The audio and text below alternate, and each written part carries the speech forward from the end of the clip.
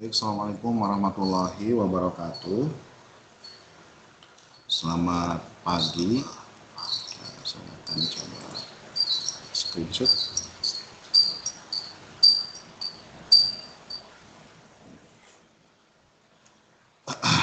Hari ini kita akan membahas tentang ERD gitu ya. Tapi sebelum itu, saya coba screenshot dulu.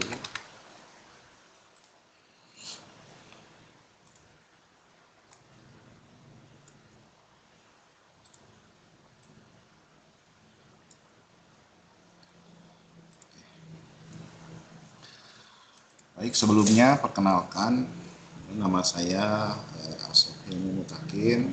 Saya adalah tutor untuk TUEB 1 pada basis data hari Rabu tanggal 7 Mei pukul 10. Ya. Nah, sebelum kita mulai gitu ya, saya akan mengingatkan bahwa dalam mata kuliah basis data ini ada 3 tugas, di mana tugas-tugas tersebut wajib dikerjakan oleh mahasiswa. Selain itu, sifat tugas tersebut juga, misalkan tugas 1 tidak terpenuhi, maka otomatis nilainya itu akan menjadi E. Jadi sebisa mungkin, sebaik mungkin setiap tugas dalam mata kuliah basis data ini harus dikumpulkan. Baik, kita mulai ya. Kita akan mulai terkait entitas relationship diagram gitu ya. Screen saya sudah terlihat, di mana entitas relationship diagram ini artinya setiap entitas memiliki hubungan gitu ya. Kita mulai. Nah, di sini gitu ya, definisi dari entitas relationship diagram merupakan suatu diagram yang berisi komponen himpunan entitas dan himpunan relasi yang dilengkapi dengan sebuah atribut.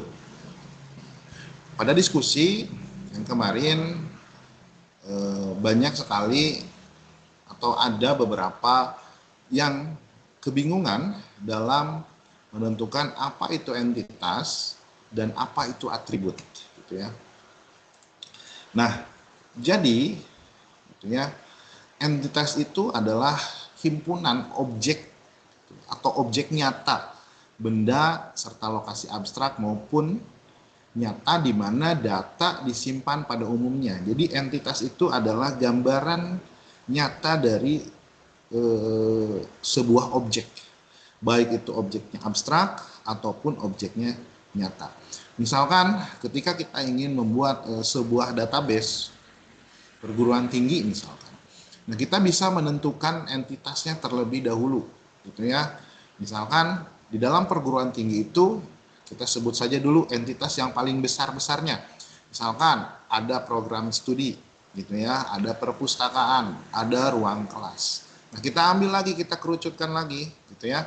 Misalkan di dalam program studi itu entitasnya gitu ya.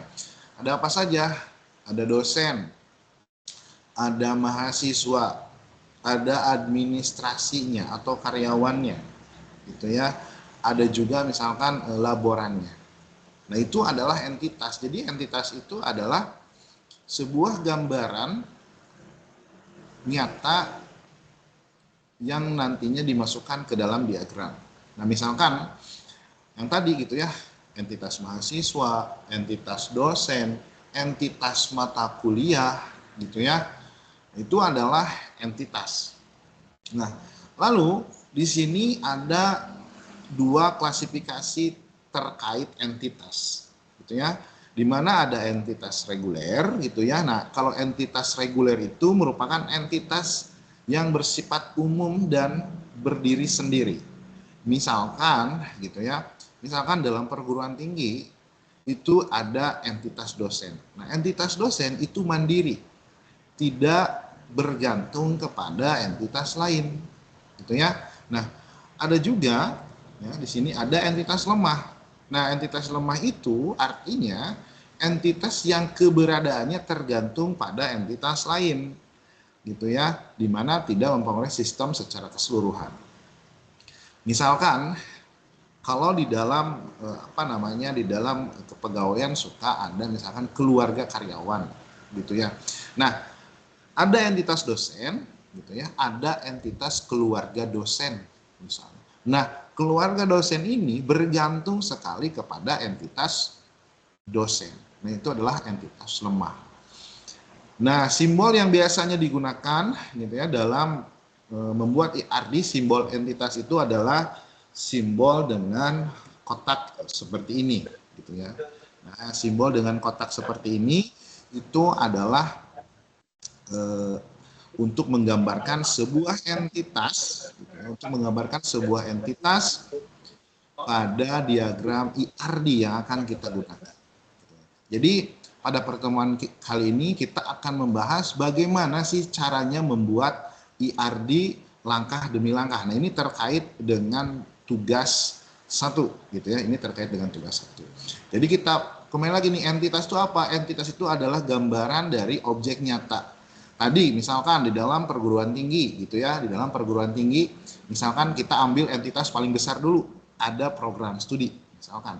Nah, si program studi ini, gitu ya, si program studi ini pasti di dalamnya memiliki dosen, gitu ya, di dalamnya memiliki dosen, memiliki mahasiswa, ada mata kuliah. Lalu selanjutnya misalkan ada akademik atau bagian administrasinya yang menangani tentang keprodian. Nah, itu adalah entitas. Nah, lalu apa gitu ya yang dimaksud dengan atribut?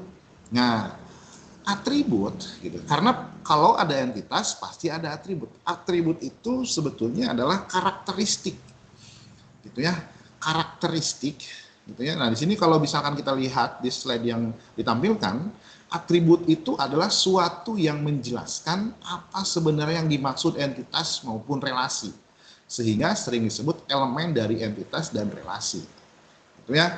Jadi, secara mudahnya gitu ya, atribut itu adalah karakteristik. Tadi kita sudah tentukan nih, misalkan kita ingin membuat sebuah database program studi. Di mana di dalam program studi itu ada dosen, ada mahasiswa, ada mata kuliah gitu kan, dan ada misalkan tenaga administrasi. Gitu ya. Nah, atribut ini gitu ya adalah karakteristik yang dimiliki setiap entitas. Nah, saya ingin tanya dulu nih, entitas gitu ya, atribut yang dimiliki entitas dosen itu apa sih? Gitu ya, misalkan ya, dosen itu pasti memiliki nomor induk dosen. Kalau sekarang sudah berganti menjadi NUPTK, gitu ya. Nah, itu adalah salah satu atribut. Gitu ya. Yang kedua, dosen pasti memiliki nama. Nggak mungkin dong gitu ya, seorang dosen tidak memiliki nama. Yang kedua, dosen itu pasti memiliki nomor telepon, alamat email gitu kan, lalu misalkan alamat rumah gitu kan, home base prodi dan lain-lain. Nah, itu adalah atribut gitu ya. Jadi atribut itu adalah karakteristik yang menempel di entitas tersebut. Nah, misalkan lalu entitas mahasiswa gitu ya. Entitas mahasiswa memiliki atribut gitu ya, di mana pasti setiap mahasiswa memiliki nomor induk mahasiswa, memiliki NIM gitu ya. Itu sudah pasti. Lalu yang kedua, pasti mahasiswa memiliki sebuah nama. Nggak mungkin ada mahasiswa yang tanpa nama gitu ya. Setiap orang pasti memiliki sebuah nama, baik itu nama pemberian atau nama panggilan gitu ya. Lalu mahasiswa pasti memiliki alamat gitu ya, terus nomor telepon dan lain-lain yang menjadi identitas dari si mahasiswa tersebut. Nah, jadi sudah bisa dibedakan mana entitas gitu ya, mana atribut gitu ya. Kalau entitas tadi adalah gambaran nyata dari sebuah objek yang akan kita gambarkan, kalau entitas itu karakteristik dari setiap entitas. Gitu ya. Nah, sampai sini untuk terkait atribut. Nah, selanjutnya, nah ini salah satu contoh gitu ya. Ini adalah salah satu contoh, misalkan kita memiliki sebuah tabel atau entitas mahasiswa. Gitu ya. Ini entitas mahasiswa di mana gitu ya atributnya. Tadi sudah saya sampaikan bahwa mahasiswa pasti memiliki NPM. Mahasiswa pasti memiliki sebuah nama. Mahasiswa pasti memiliki sebuah alamat dan juga tanggal lahir. Nah, pada NPM gitu ya, ada tanda bintang atau ada garis bawah. Artinya gitu ya, NPM ini adalah menjadi primary key atau kunci dalam entitas mahasiswa. Karena setiap entitas pasti memiliki yang namanya primary key atau kunci utama. Nah, sifat-sifat dari primary key yang paling utama adalah dia harus bersifat unik. Unik itu gitu ya, artinya setiap mahasiswa harus berbeda. Misalkan ada pertanyaan, kenapa nggak tanggal lahir gitu kan? Tanggal lahir itu kan pasti berbeda. Tidak semestinya, pasti ada juga yang hari lahir atau tanggal lahirnya sama. Nama apalagi gitu kan, alamat kemungkinan ada yang sama gitu ya. Yang menjadi unik gitu di dalam entitas mahasiswa adalah NPM, karena tidak mungkin nomor pokok mahasiswa atau nomor induk mahasiswa gitu ya itu ada yang sama, kecuali kalau misalkan dalam penomorannya ada kesalahan. Tapi secara aturan nomor pokok mahasiswa itu harus berbeda. Jadi dalam menentukan sebuah entitas, kita juga perlu menentukan yang menjadi kunci utama atau primary key. Di mana primary key itu harus bersifat unik. Artinya setiap data itu harus berbeda. Salah satunya contohnya adalah NPM gitu ya. Pasti NPM ini untuk setiap mahasiswanya pasti berbeda. Nah, contohnya kalau misalkan di kita nih, kita sebagai rakyat Indonesia, gitu ya, kita sebagai rakyat Indonesia, penduduk Indonesia memiliki nomor induk KTP. Ya, di mana nomor induk KTP setiap orang itu pasti berbeda. Nah, itu adalah primary key, gitu ya, bersifat unik. Jadi setiap orang itu pasti berbeda. Gitu ya. Jadi cara penentuan primary key gitu ya, cari yang tidak mungkin ada kesamaan gitu ya, kayak NIK, NPM gitu ya. Terus misalkan kalau dalam dosen NUPTK atau NIDN gitu ya, itu bersifat unik. Atau misalkan kalau memang gitu ya, kalau memang tidak ada nomor-nomor tersebut di dalam entitas, kita bisa membuat sebuah ID untuk datanya, di mana ID tersebut gitu ya nantinya bersifat unik gitu ya. Jadi penentuan primary key itu harus bersifat unik atau berbeda gitu ya. Nah, tadi kita sudah bahas terkait entitas, bahwa entitas itu adalah gambaran dari objek dunia nyata. Lalu ada atribut. Atribut itu adalah karakteristik dari entitas. Nah, setiap entitas pasti memiliki primary key, di mana primary key itu harus bersifat unik gitu ya. Jadi kalau misalkan si data tersebut, misalkan kan kalau mahasiswa sudah ada NPM yang bisa dijadikan primary key. Kalau misalkan kita sebagai warga Indonesia, kita bisa menggunakan NIK sebagai primary key. Lalu misalkan ada gitu ya, suatu objek atau suatu benda yang memang dia tidak memiliki tidak memiliki data yang unik. Nah, kita bisa membuatkan dengan membuat ID gitu ya. Kita buat ID dan ID-nya kita buat berbeda dengan data yang lain. Oke, ya, kita lanjut. Nah, di sini ada relasi. Nanti kita akan praktekkan gitu ya. Nanti saya akan contohkan bagaimana membuat sebuah IRD.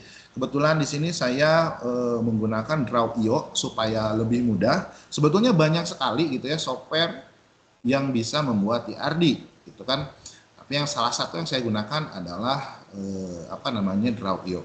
Teman-teman juga bisa menggunakan Power Designer Namun kalau tidak salah itu berbayar, tapi dia bisa sampai ke database fisik gitu ya. Jadi dia bisa disimpan dalam bentuk SQL dan bisa dimasukkan ke dalam PHP My Admin gitu ya. Nah, itu terkait software. Nah, kembali lagi ke relasi. Nah, relasi itu gitu ya merupakan suatu hubungan yang terjadi antar himpunan entitas, di mana relasi bisa diberi nama dengan kata kerja. Misalkan tadi di dalam sebuah perguruan tinggi gitu ya, ada yang namanya entitas dosen dan entitas mata kuliah. Gitu ya. Entitas dosen dengan entitas mata kuliah memiliki relasi. Apa relasinya? Relasinya adalah setiap dosen mengampu mata kuliah atau mengajar mata kuliah. Nah, relasinya gitu ya bisa diberikan dengan simbol belah ketupat seperti ini. Gitu ya, nanti untuk lebih jelasnya kita akan kita akan praktekkan bagaimana cara membuat relasi. Nah, link ini adalah sebagai penghubung gitu ya, sebagai penghubung antar himpunan atau entitas. Sebetulnya ada garis gitu ya. Nah, di sini biasanya suka terjadi kebingungan ketika kita membuat sebuah kardinalitas atau derajat relasi. Di mana kardinalitas itu kan ada one to many, gitu ya, one to one dan many to many. Nah, biasanya sering terjadi kebingungan gitu ya pada saat menentukan kardinalitas. Nah, kardinalitas ini dibuat pada saat kita membuat relasi antar entitas. Kita akan jelaskan ini IRD menurut Chen gitu ya. Nah, di sini ada one to one. Nah, jadi gitu ya, dalam menentukan kardinalitas gitu ya, kita harus lihat dulu aturannya. Aturan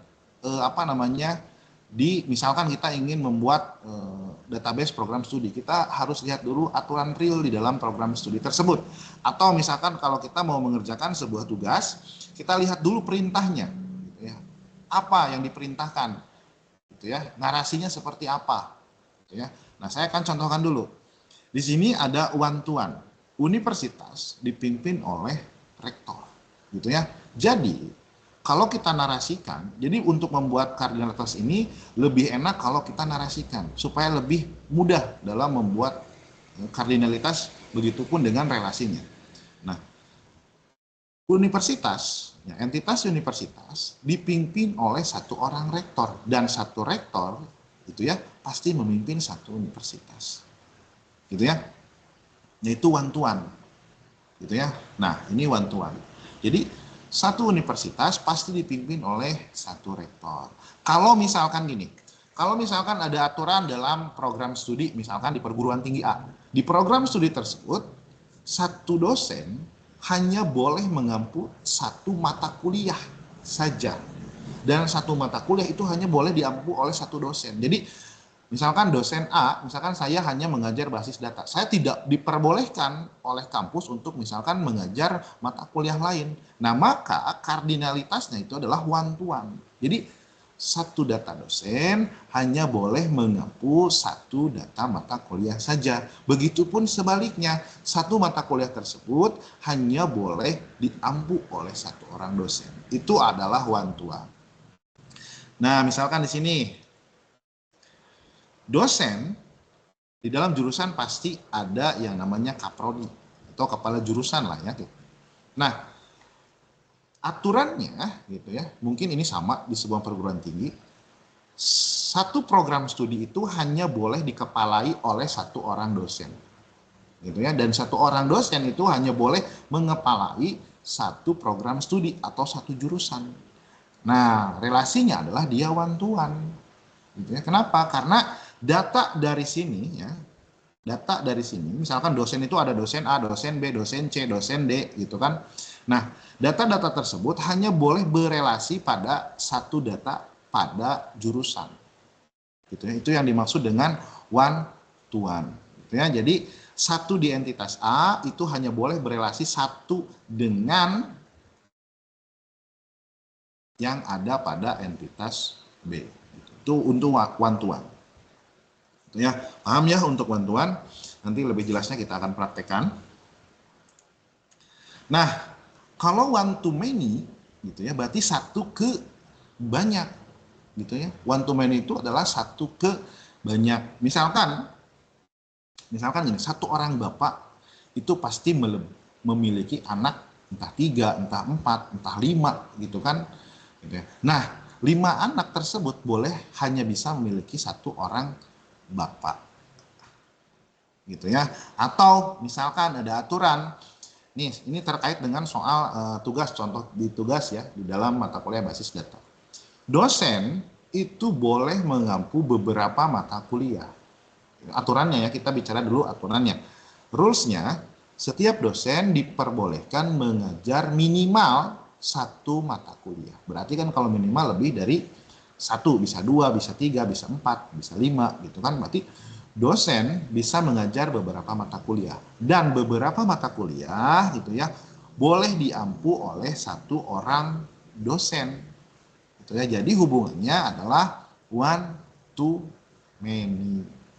Gitu ya. Atau misalkan, nah berbeda dengan kasusnya, kalau misalkan gini, satu orang mahasiswa gitu ya, mengambil beberapa mata kuliah. Apakah dia one to many atau bukan? Bukan. Kalau mahasiswa mengambil mata kuliah, itu bukan one to many gitu ya, tetapi many to many. Loh, kenapa bisa many to many gitu kan? Karena ketika dibalikan mata kuliah, misalkan nih ya, satu orang mahasiswa itu kan boleh mengambil mata kuliah basis data, pemrograman web, dan lain-lain. Nah, tetapi basis data ini kan bukan diampu oleh satu orang mahasiswa saja, tapi basis data ini diampu oleh mahasiswa. Misalkan di sini ada diambil oleh Firza, lalu diambil oleh Ma'ruf, diambil oleh Dwi. Berarti dia bukan one to many, tapi many to many. Karena banyak mahasiswa boleh mengambil mata kuliah yang sama. Begitupun sebaliknya. Kenapa harus many to many? Gitu ya. Jadi dalam penentuan kardinalitas biasanya sering ada kekeliruan dalam menggambarkannya. Jadi supaya lebih mudah gitu ya, kita buat dulu narasinya gitu ya. Kita lihat dulu, kalau misalkan kita ingin mengerjakan soal, kita lihat dulu soalnya bagaimana aturannya gitu ya, apa yang harus dibuat. Karena basis data itu berdasarkan peraturan. Jadi kalau misalkan kita ingin membuat sebuah basis data perkantoran atau perusahaan, kita lihat dulu bagaimana aturan mainnya di sana, karena basis data itu berdasarkan aturan main. Jadi tidak ada ketentuan baku ini harus one to many, sesuai dengan peraturan yang berlaku. Jadi nanti kalau misalkan mengerjakan tugas, disesuaikan dengan permintaan soal yang diberikan. Nah, ini one to many. Lalu selanjutnya ada many to many. Nah, ini tadi ya, mahasiswa gitu ya, boleh mengambil beberapa mata kuliah, dan beberapa mata kuliah dan satu mata kuliah bisa diambil oleh beberapa mahasiswa. Apakah gambar ini benar? Gitu ya. Nah, ketika ada relasi many to many, maka dia akan melahirkan entitas baru. Gitu ya. Dia akan melahirkan entitas baru. Ya, sebagai contoh, saya akan praktekkan bagaimana cara membuat membuat IRD. Sudah terlihat ya. Nah, kita akan coba buka baca soalnya ya. Kita lihat ke sini. Bentar ya. Saya sudah download soalnya.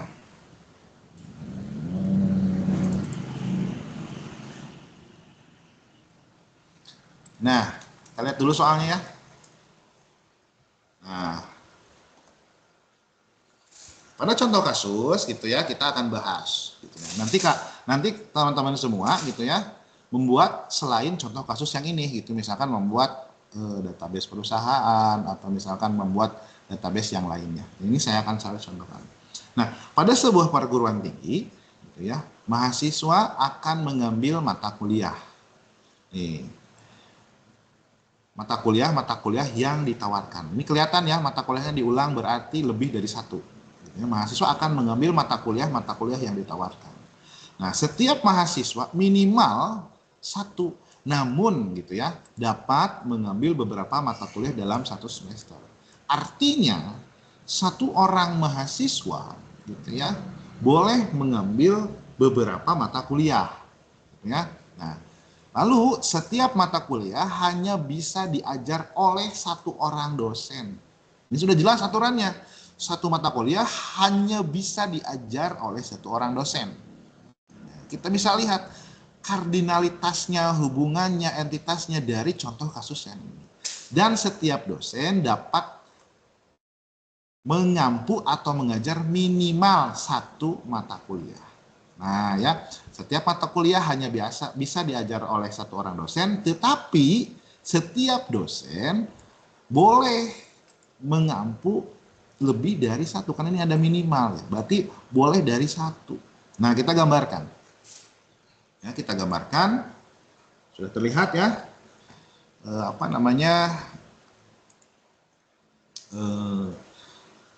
websitenya. Nah ini saya menggunakan Draw.io, jadi aplikasi ini dia berbasis website gitu ya, jadi mudah dan ringan gitu ya, semua semua platform bisa menggunakannya.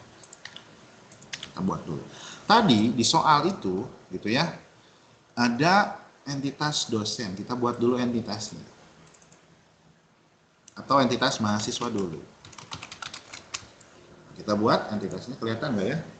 Kelihatan ya? Nah, sorry. Kita perbesar sedikit ya, biar kelihatan.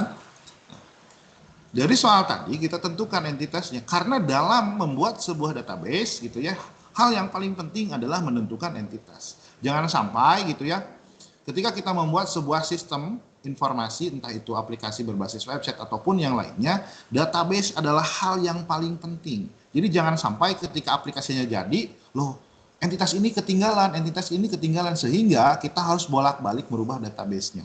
Jadi pembuatan database itu paling penting dalam membuat sebuah IRD. Kecuali ada hal-hal yang memang di luar dugaan, gitu. Misalkan ada penambahan unit atau apa setelah IRD ini dibuat. Gitu ya.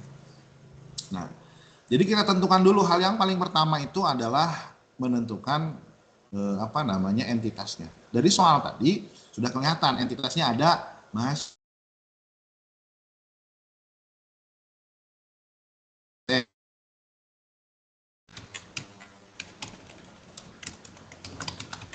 Lalu tadi itu ada mengampu mata kuliah, gitu ya. Jadi berarti ada entitas mata kuliah. Sorry ya. Nah ini sebetulnya harus disesuaikan, gitu ya. Nanti disesuaikan. Nah, kotak ini dia menyimbolkan entitas, mungkin di BMP bisa dilihat ya, atau di panduan praktikum bahwa simbol kotak ini adalah untuk menunjukkan sebuah entitas. Nah, sini gitu ya. Tadi kita lihat lagi, kita lihat rules-nya gitu ya. Pada sekolah tinggi mahasiswa mengambil mata kuliah setiap mahasiswa dapat minimal satu, namun dapat mengambil beberapa mata kuliah.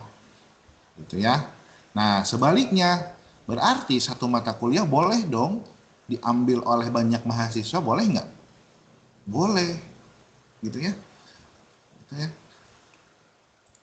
Nah, kita gini aja dulu. Set. Nah, tadi gitu, di soal mahasiswa boleh mengambil, kita buat ini dulu. Misalkan gini dulu aja. Sebelum kita membuat kardinalitasnya, kita buat relasinya dulu. Misalkan mengambil ya, tadi bahasanya. Kita buat, misalkan gini ya, garis. Sorry. Kita gini aja dulu. Kita belum masukin ke kardinalitasnya ya. Ini masih garis dasar dulu supaya mudah. Kita misalkan beginikan dulu biar tidak bingung. Ya. Nah, di sini mahasiswa mengambil mata kuliah. Dalam soal, dalam rules, aturannya, mahasiswa minimal mengambil satu, namun diperbolehkan banyak. Gitu ya. Berarti Kalau seperti itu berarti one to many. Tetapi pada kenyataannya satu mata kuliah pasti pasti diambil oleh beberapa mahasiswa. Contohnya basis data. Basis data itu kan satu mata kuliah, tapi diampu oleh misalkan Firza, Ma'ruf, dan juga Dwi. Gitu ya. Jadi boleh diambil beberapa. Jadi kalau seperti itu hubungannya many to many gitu ya. Nanti kalau many to many gitu ya.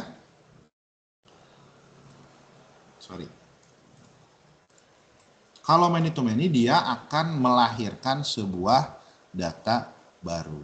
Namun sebelum ke sana supaya tidak bingung, kita akan praktekkan dulu hubungan one to one gitu ya. Kita praktekkan dulu hubungan one to one dulu. Ya. Nah, misalkan gini. Misalkan dalam aturan satu dosen hanya boleh mengampu satu mata kuliah. Begitupun sebaliknya, satu mata kuliah hanya boleh diampu oleh satu orang dosen. Jadi hubungannya adalah, misalkan ya, ini one to one dulu. Misalkan ini mengambil atau mengampu ya. Kita balikkan. Ini one to one. Ya, ini one to one. Dosen misalkan hanya boleh mengampu satu mata kuliah gitu ya, dan satu mata kuliah hanya boleh diampu oleh satu orang dosen misalnya gitu ya.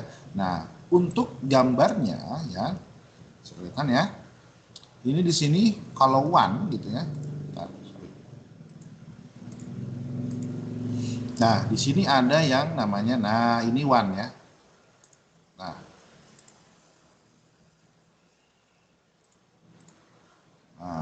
ini satu mata kuliah hanya boleh diampu oleh satu gitu ya.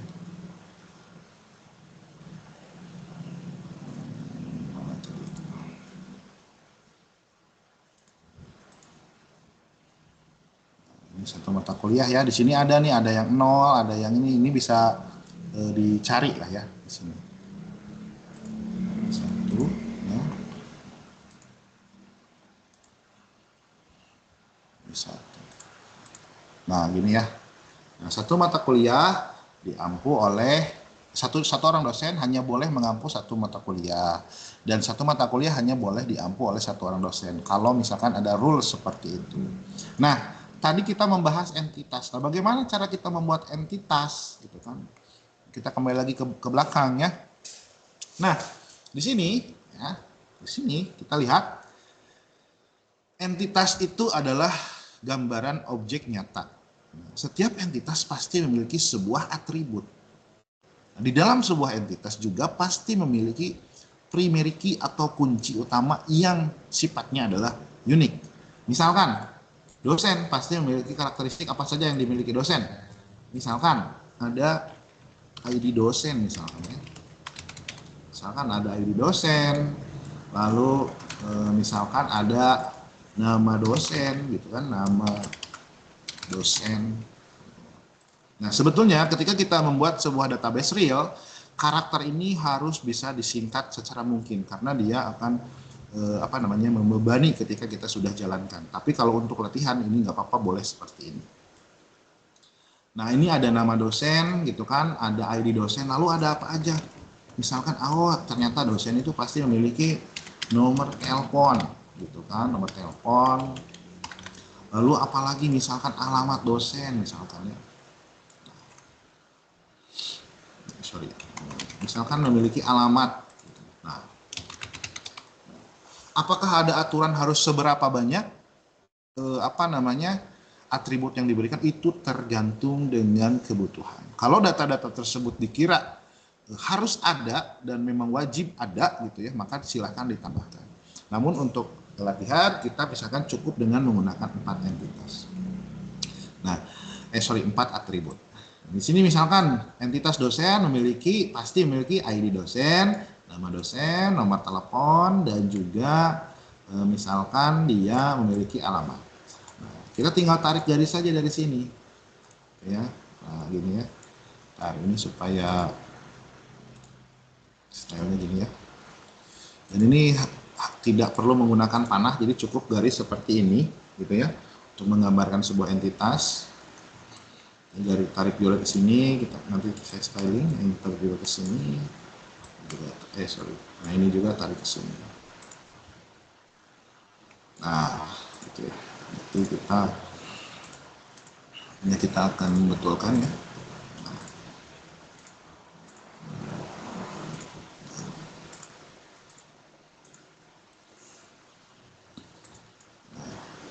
Oke, ini kita inikan, nanti tinggal dirapihkan saja gitu ya supaya enak dilihat gitu ya, supaya rapih.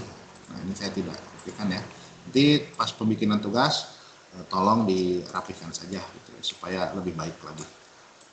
Nah di sini gitu ya, entitas dosen memiliki atribut nama dosen, ID dosen, nama telepon dosen, dan juga alamat gitu ya. Nah sekarang kita bikin lagi nih atributnya gitu ya, untuk yang misalkan untuk yang mata kuliah, atributnya sama. Apa sih yang menempel di mata kuliah? Apa sih yang menjadi karakteristik dari mata kuliah tersebut? Itu pertama misalkan ada kode, biasanya kan ada kode mata kuliah ya.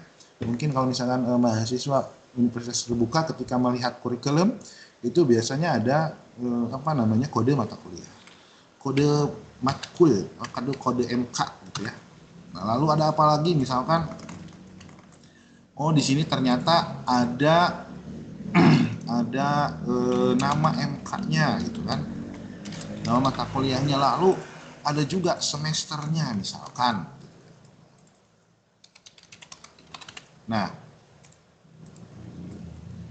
ini adalah atribut dari entitas mata kuliah. Kita coba bikin garis lagi,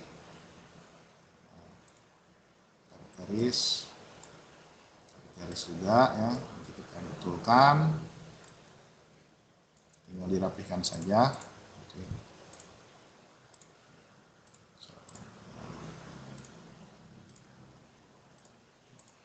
Nah, ini juga tinggal dirapihkan. Lalu ini juga tinggal dirapihkan ya. Nah, ini panahnya ini nggak perlu ya, kalau dalam penulisan entitas ini nggak perlu panah. Kita hilangkan. Nah, kenapa saya menggunakan Draw.io? Sebetulnya kalau menurut saya Draw.io itu lebih mudah ketika kita menggambar sebuah IRD. Tapi ketika misalkan teman-teman memiliki sebuah software yang memang teman-teman lebih enak, lebih familiar, itu buat diperbolehkan. Atau misalkan sesuai dengan yang direkomendasikan oleh universitas terbuka atau sesuai BMP juga boleh. Nah, dosen, misalkan di sini satu orang dosen hanya boleh mengampu satu mata kuliah, dan satu mata kuliah itu hanya boleh diampu oleh satu orang dosen. Nah, kita lupa, kita harus memberikan primary key untuk setiap entitas. Ya.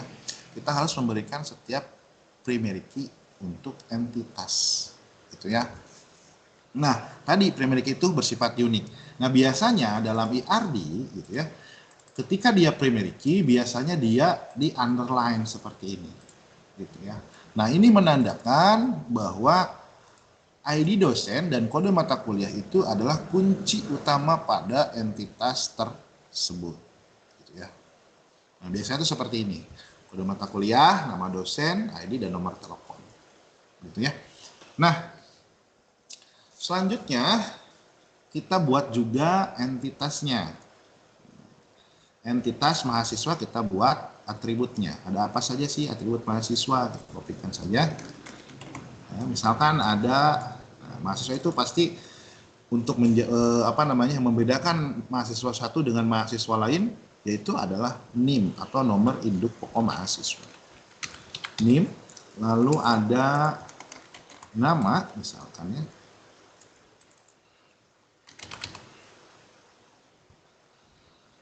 Nama, lalu misalkan ada alamat lah, cukup lah segini gitu ya. Nah, ini entitas dan atribut dari mahasiswa. Kita coba seperti ini ya. Nanti kalau kalian buat yang rapih ya, biar bagus. Ini kalau saya biar cepat aja. Ini kita rubah.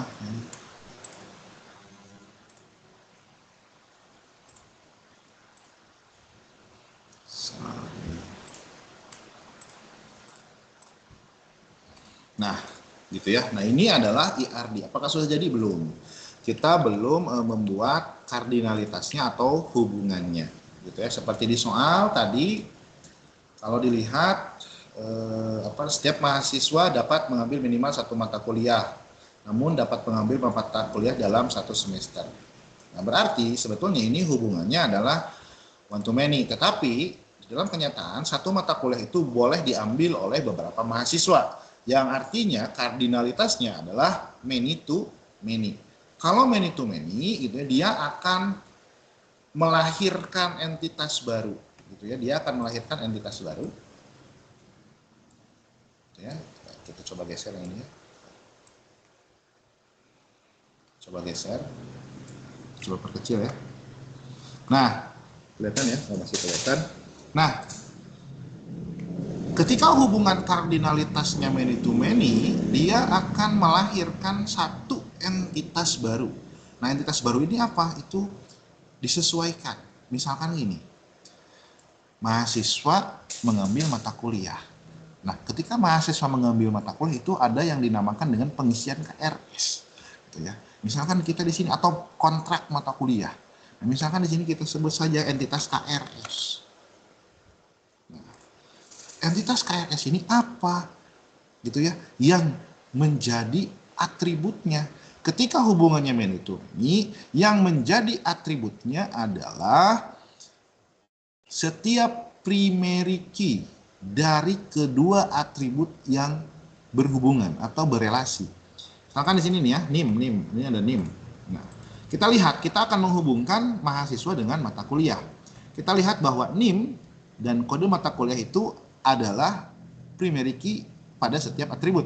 Nah, jadi atribut di dalam KRS ini itu adalah primary key dari yang dihubungkan, dari kedua entitas yang dihubungkan. Berarti, nah, atributnya adalah satu kode mata kuliah, satu NIM mahasiswa. Gitu ya. Oke, sampai sini ada yang ingin ditanyakan dulu nggak? Kita sambil diskusi aja. Kalau misalkan tidak bisa open mic, silahkan bertanya di kolom komentar aja. Nanti saya akan bahas, gitu ya. Atau di kolom chat, gitu ya. Nanti saya akan bahas. Nah, jadi ketika ada ini, gitu ya. Nah, ini kita buat atributnya ya. Jadi atribut dari hasil hasil relasi many to many antara mahasiswa dengan mata kuliah itu KRS, dan atributnya diambil dari setiap primary key dari kedua entitas yang saling berhubungan. Ya, nah jadi kita contohkan sini, ini juga ke sini. Ya, kita coba stylenya kita rubah. Nah, kita betulkan dulu.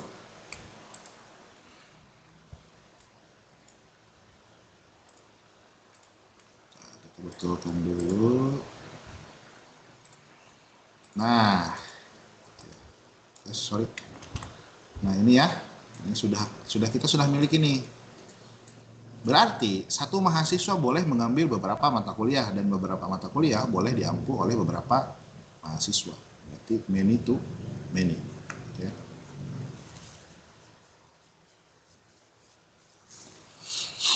Nah, hubungannya adalah kita juga harus membuat relasinya dengan simbol yang ini ya, seperti di sini. Nah, ini juga di sini. Nah, nanti misalkan ini ke sini, ya, dan yang ini dia ke sini, RS, lalu yang ini dia ke sini, lalu yang ini ke mata kuliah.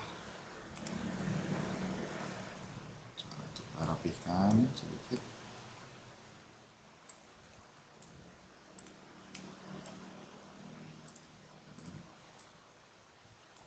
Nah, misalkan seperti ini ya. Nah, untuk kardinalitasnya, karena dia many to many, berarti seperti ini.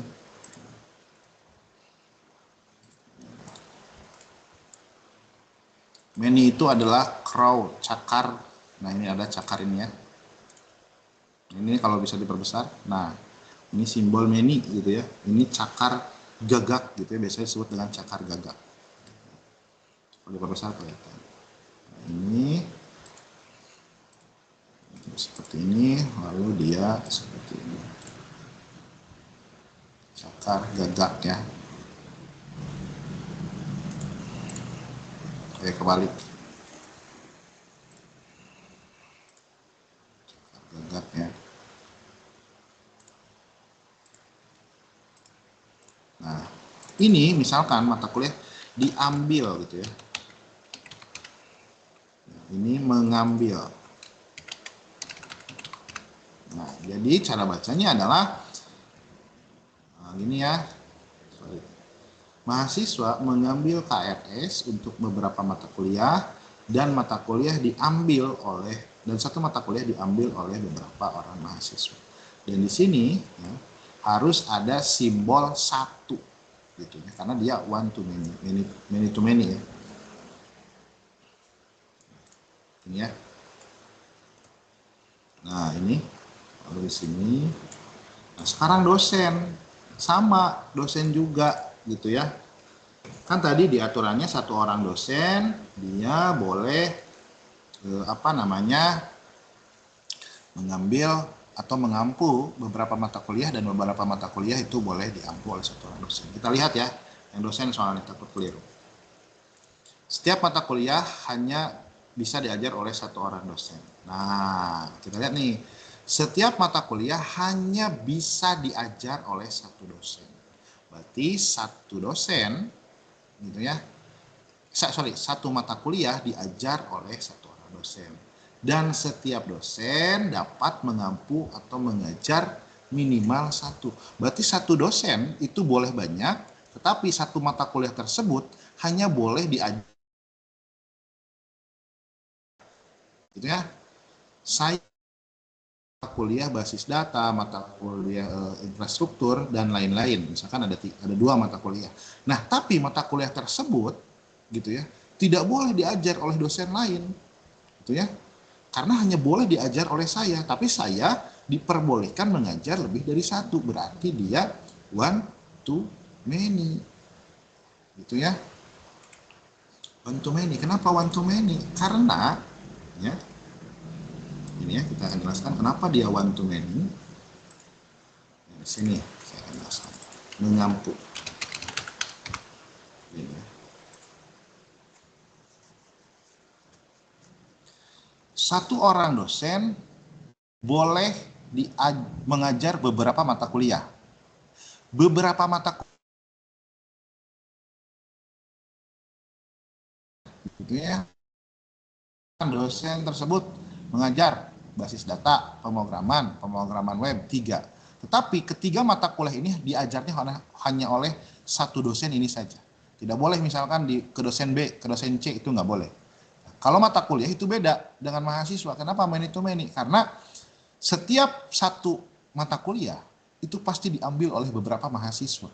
Dan beberapa mahasiswa ya, boleh, dan satu orang mahasiswa boleh mengambil beberapa mata kuliah. Itu many to many. Gitu ya, nih. Biar tidak bingung, satu mahasiswa boleh mengambil beberapa mata kuliah. Gitu ya. Dan satu mata kuliah boleh diambil oleh beberapa mahasiswa. Itu many to many. Di sini bisa mengakses banyak data ke mata kuliah, di sini juga bisa mengakses banyak data di sini. Gitu ya. Nah, kalau yang kasus dosen sesuai soal, satu dosen boleh mengampu beberapa mata kuliah. Diperbolehkan beberapa mata kuliah, tapi mata kuliah yang diampu oleh dosen tersebut hanya boleh diampu oleh satu orang dosen. Jadi one to many hubungannya gitu ya. Kita pindahkan ke sini biar tidak terlalu besar. Nah, gini ya. Nah. Jadi di sini mengampu one to many. Yang ini gagak gitu ya. Nah, di sini many. Nah, one di sini one. Kalau itu simbolnya garis satu gini. Nah, gini ya. Jadi kalau misalkan kita baca gitu ya, satu orang dosen boleh mengampu beberapa mata kuliah. Dan beberapa mata kuliah tersebut hanya boleh diampu oleh satu orang dosen saja. Nah, kalau yang ini, kalau mahasiswa, setiap satu mahasiswa boleh mengampu dan satu mata kuliah boleh diambil oleh beberapa mahasiswa. Gitu ya. Oke, sampai sini ada yang ditanyakan terkait tugas gitu ya, atau terkait yang lainnya, silahkan dituliskan di kolom komentar. Sebelum itu saya ingin absensi dulu ya. Nanti jangan lupa apa namanya, kembali. Jangan lupa si tugasnya dikumpulkan sesuai deadline. Karena kenapa? Karena tugas itu sangat penting gitu ya dalam mata kuliah berpraktik ini. Satu saja tugas tidak dikerjakan, maka nilainya sudah berubah otomatis menjadi E. Jadi tugas ini diharapkan semuanya dikumpulkan dengan baik dari mulai tugas 1 sampai dengan tugas ketiga. Ya, sebetulnya saya akan hadirkan dulu. Bentar ya. Ini yang hadir itu kalau nggak salah ada Firza Wahyu Utama ya, ini satu. Lalu ada Dwi ya, ini Dwi Inggar, sama ada Ma'ruf ya. Ada 3 orang yang hadir hari ini. Oke, saya akan simpan. Sorry.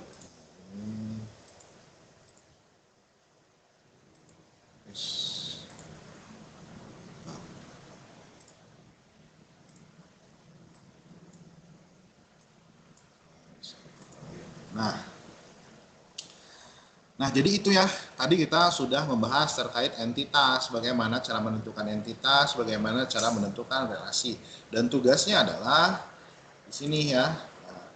Dari kasus tersebut, buatlah RD dengan tahapan langkah-langkah sesuai panduan. Ya. Nah, panduan mengerjakan, lihat di ini ya. Nanti pelaporannya, perkenalkan identitas mahasiswa, langkah-langkah berpraktik juga nanti diperkenalkan juga ya. Lalu hasil praktik yang telah dilakukan, lalu ada kata penutup. Jadi nanti di ini ya, di pelaporannya disesuaikan dengan buku panduan, jangan sampai tidak disesuaikan. Gitu ya. Nah, gitu ya. Jadi nanti Nah, sekarang ini kan many to many sudah, one to many sudah. Jadi ada sekarang tambahan satu. Ini satu tambahan dari saya, ada one to one. Misalkan kita memiliki kode prodi ya. Program studi prodi aja lah ya, kita singkat. Misalkan ini tambahan ya. Nah, misalkan prodi itu misalkan memiliki satu saja,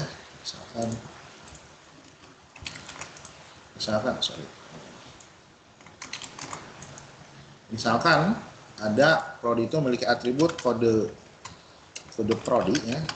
Lalu misalkan ada nama prodi ya, misalkan seperti ini. Nah, gini ya, misalkan seperti ini. Kalau misalkan ada aturan satu orang mahasiswa hanya boleh memiliki satu prodi, maka dia hubungannya one to one, gitu ya. Dia hubungannya one to one. Jadi seperti ini ya. Misalkan memiliki. Jadi satu orang mahasiswa hanya diperbolehkan memiliki satu program studi, gitu ya. Tapi sebetulnya apakah diperbolehkan itu tergantung dari kebijakan kampus masing-masing, gitu ya. Kalau di kampus saya kebetulan mahasiswa itu hanya boleh memiliki satu program studi. Jadi satu orang mahasiswa hanya boleh memiliki satu program studi. Jadi nanti tandanya seperti ini ya. Tandanya satu di bawah satu ya. Nah, satu mahasiswa hanya boleh memiliki satu program studi. Kebalik.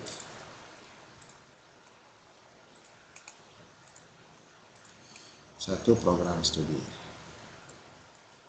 Nah, gitu ya. Nah, ini adalah one to many to many, dan juga one to one dalam aplikasinya. Tadi kita sudah membahas entitas, kita sudah membahas primary key, kita sudah membahas atribut, kita sudah membahas relasi, kita juga sudah membahas terkait terkait IRD ini, gitu ya. Jadi juga kita sudah membahas terkait juga kardinalitasnya. Nah, di dalam database, gitu ya, di dalam basis data itu ada yang namanya primary key dan foreign key, gitu ya. Ada primary key dan foreign key, gitu ya. Nah, di sini primary key-nya itu adalah ID dosen, di mata kuliah ada kode mata kuliah. Nah, di sini ada kode mata kuliah dan juga ada NIM. Bagaimana sih cara karena nanti di tugas 2 nih ya, di tugas 2 kalian sudah menggunakan MySQL, gitu ya. MySQL atau MariaDB dengan menggunakan exam. Biasanya lebih mudah menggunakan PHPMyAdmin atau disesuaikan dengan panduannya. Nah, bagaimana sih caranya kita membuat primary key-nya, gitu ya? Karena ada relasi, gitu ya, karena ada hubungan, pasti ada primary key. Ada foreign key.